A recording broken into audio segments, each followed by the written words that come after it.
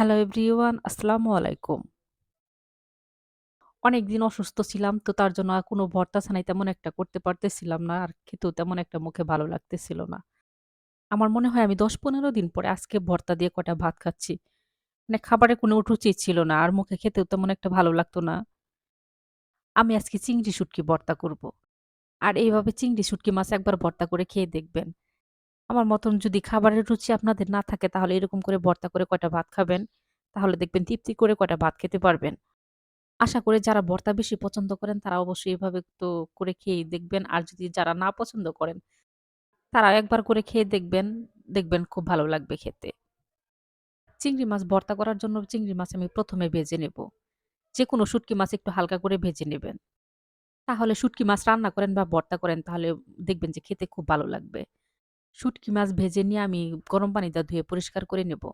শুটকি মাছ অবশ্যই গরম পানি দিয়ে ধুয়ে পরিষ্কার করে নিবেন। চিংড়ি, শুটকি মাছ তো দেখবেন যে ভেতরে বালি, বালি থাকবে। তো গরম পানি দিয়ে ধুয়ে পরিষ্কার করবেন, সব বালিগুলা বের হয়ে আসবে।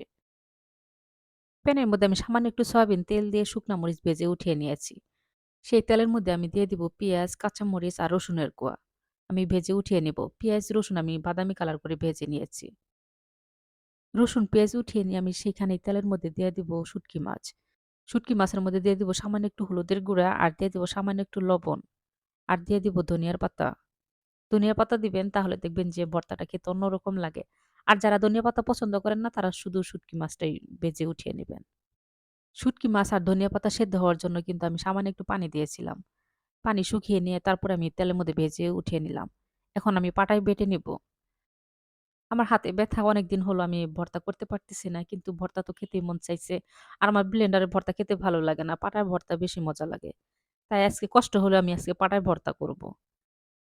আমার এই চিংড়ি মাছের ভর্তা যদি আপনাদের ভালো লাগে তাহলে অবশ্যই আমার ভিডিওতে একটা লাইক, কমেন্ট আর একটা শেয়ার দিয়ে দিবেন।